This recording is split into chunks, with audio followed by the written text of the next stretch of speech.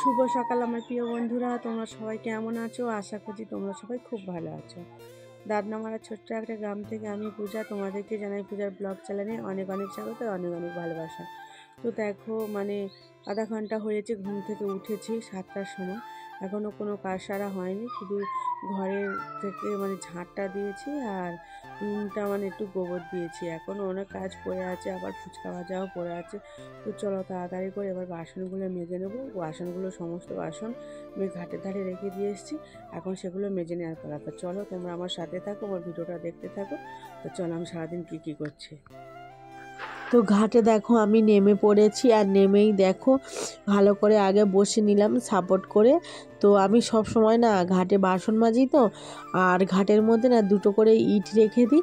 তো ইটের ওপর বাসন মাজলে কি হয় বলো তো, একটু সুবিধাই হয়। তো এর জন্য আমি ইটটা রেখে দিই। আর সব সময় তো হ্যাট হয়ে তো বসে আর এভাবে বাসন মাজতে পারবো না, তো এর জন্য আমার সুবিধার জন্য আমি রেখে দিই। তো সেই ইটের ওপরে বসে দেখো বাসনগুলো এক এক করে আমি ধুয়ে পরিষ্কার করে নিচ্ছি। তো প্রথমেই দেখলে তো আগে ফুচকার ডেজগি আর ড্যামের সরা, ডেজগি সরা, লঙ্কা কাটার মেশিন, তারপরে আছে মগটা ধুয়ে নিয়েছি। তারপরে ধুলাম ওই যে ফুচকার ডালায় বস্তাটা না পেতে দেওয়া হয়। কারণ কেন পেতে দেওয়া হয় বলো তো, ওই যে আলু টক জল পড়ে না কাঠে নোংরা হয়ে যায়, এর জন্য ওই বস্তাটা পেতে দেওয়া হয়। তো এটা চালের বস্তা। তো সেই চালের বস্তাটা ধুয়ে দিলাম, আর দিয়েই দেখো ওগুলো রেখে দিয়েছি। আর এখন দেখো আমি ঘরের বাসনগুলো মাজছি। এই কড়াটা না কালকে দুপুরের কড়া ছিল, রান্না করেছিলাম। আর কালকে না মাজা একদম আমার পক্ষে সম্ভব হয়নি। কারণ কি বলো তো, তো আমার শাশুড়ি মা যেখানে কাজ করে, তো যাদের বাড়িতে তারা না আমাদের বাড়িতে এসছিল। তো আসার পরে কি বলো তো, তাদেরকে যত্ন খাতির করতে করতে না অনেকটা সময় পেরিয়ে গিয়েছে। আর তারপরেও যেন তোমাদের দাদাভাই ফুচকা নিয়ে বের হবে, তো ওকেও একটু হেল্প করে দিচ্ছিলাম। ওই আলু ছাড়িয়ে, লঙ্কা কেটে দিচ্ছিলাম, পেঁয়াজ কেটে, শসা কেটে এগুলো দিচ্ছিলাম বলে তো আমার আর মাজা হয়নি, 4টে বেজে গিয়েছিল। তো আমি পুকুর ঘাটে আর যাইনি। তারপর রাজস্বীকে আমি পড়তে দিয়ে এসেছিলাম। তো এর জন্য কড়াটা ভাবলাম যে থাক, আমি সকালবেলা মেজে নেবো। তো এর জন্য কড়াটা ছিল। আর দুটো থালা ছিল, তো সেই থালাগুলোইও ছিল জানো তো। আর আর রাতের আমরা মুড়ি খেয়েছিলাম তো রাতের বেলা। তো ওই যে একটা থালা একটা গামলি হয়ে সগড়ি পড়েছিল, তো সেটাও দেখো এখানে এসে ধুয়ে নিলাম। আজকের বাসন মাঝে না একটা বড় অঘটন ঘটে যাবে আমার সাথে। তো এখন বাজে 7:30। তো জানো তো, আর প্রচণ্ড ঠান্ডা পড়েছে আজকের। এই কড়াটা দেখতে পাচ্ছ ভালো করে ঘষে ঘষে মাজছি। আর ঘাটের জলটা না এতটা নিচে নেমে আছে। আর আমার শ্বশুরমশাই দেখতে পাচ্ছি এই যে কাঠটা না জলে পচা, তো ওই কাঠটা দিয়ে দিয়েছে। তো তাহলেও বাসন একদম ধুতে পারলাম না। দেখতেই পেলে কড়াটা ধুতে গিয়ে একদম এক নিমিষে চলে গেল কড়াটা মধ্যিখানে। আমি না একটা যে বাড়ি বা কোনো কিছুতে নিয়ে সেই সময়টুকুই হয়নি, তো কড়াটা একদম চলে গিয়েছে। তো তারপর উঠে আমি বাসনগুলো দাবার মধ্যে রেখে দিয়ে দেখো আমার ঘরে চলে এসেছি। আর এসে দেখি রাজস্বী সোনা উঠে গিয়েছে। আর আমার বাবাও যেন কাল রাতে বাড়ি এসেছিল, তো ও রাজস্বীকে দেখতে এসছে আর ওর জন্য খাবার এনেছে। তো সেই খাবারটা ওকে দিতে এসছে। তো দেখতেই পাচ্ছ আমার বাবা দাঁড়িয়ে আছে। আর আমি না কড়াটা ভেবেছিলাম তুলবো না, কিন্তু সবাই মিলে যা বলছে, তো দেখো আমি পুকুরে নামতে না বাধ্য হয়ে গেলাম। আর এখানে দেখতে পাচ্ছ এতটা ঠান্ডার মধ্যে ভীষণই ঠান্ডা লাগছিল, জলে নেমে এভাবে কড়াটা দেখো আমার তুলে আনতে হলো। কি করব বলো। আর কত লোক দেখতে পাচ্ছ, তো আমি কড়াটা তুলছি আর সবাই দাঁড়িয়ে দাঁড়িয়ে দেখছি। আর নানা রকমের এটা সেটা ওটা কথা বলা বলি করছে। তো আমার দিদি শাশুড়িও দাঁড়িয়ে ছিল, তো উনি বারবার বলছে না কড়াটা ডুবে যাবে, এক্ষুনি তোল এক্ষুনি তোল। তো ভেবেছিলাম তুলবো না। আর আমার না এতটা পুকুরে ঠান্ডা জলে সকালবেলা নামলে ভীষণ হাত পা যন্ত্রণা করে, আর ঠান্ডা একদমই আমার সহ্য হয় না। তো ওদের কথা বলা বলি শুনে আমি নামতে বাধ্য হলাম, যেহেতু আমার শ্বশুরমশাইও নামবে না আর কড়াটাও তোলা হবে না। তারপর অনেকটা সময় পেরিয়ে গিয়েছে। আর ফুচকা ভাজছিলাম, আর ফুচকা ভাজা হয়ে গিয়ে আর ভীষণ ঠান্ডা লাগছিল জানো তো। আর ওই 10:30 মতো বাজে। তো দেখো একটু রোদে দাঁড়িয়ে দাঁড়িয়ে না একটু গাটা গরম করলাম, তারপরে এই যে জামা কাপড়গুলো এগুলো সব কাচলাম জানো তো আজকে। তো আমাদের ঘাটে না, অন্যজনের ঘাটে। তো বা জামা কাপড়গুলো কেচে দেখো, আর এই তারে ভীষণ রোদ পড়ে, তো এই তারে মেলে দিয়েছি।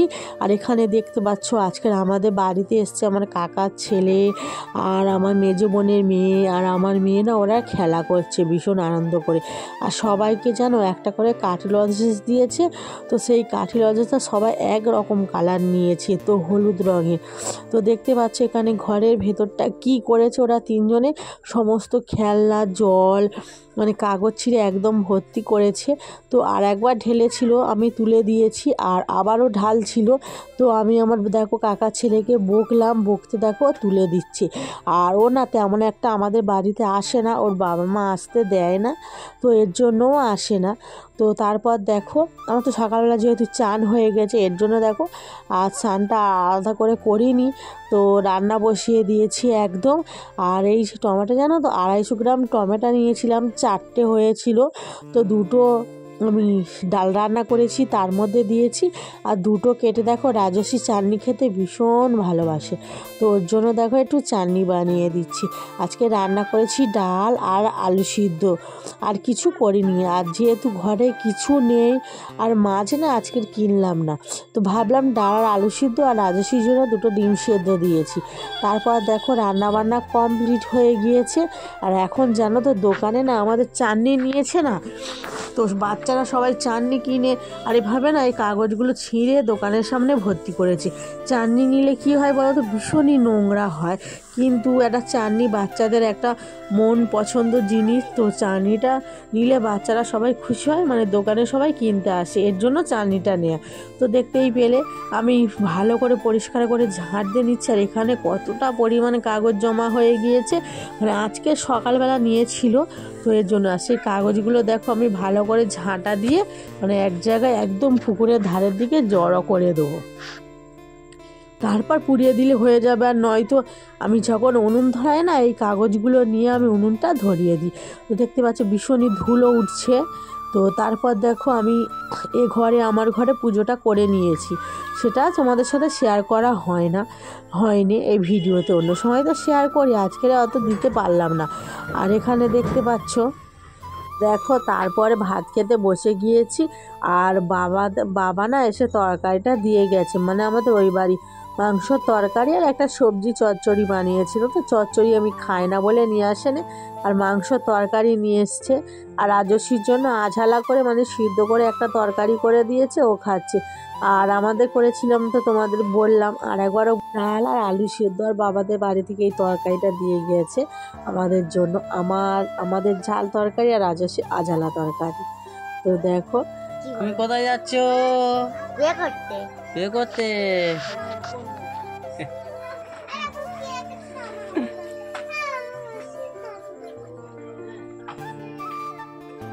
আর এখানে দেখো তো সন্ধ্যাবেলা হয়ে গিয়েছে, আর ওই মেয়েটাকে দেখতে পেলে তো বর্ষে যে কীভাবে মানে ঘুরছে। আর এখন দেখো আমি এখানে একটু চা বানিয়েছি, চা বানিয়েছি।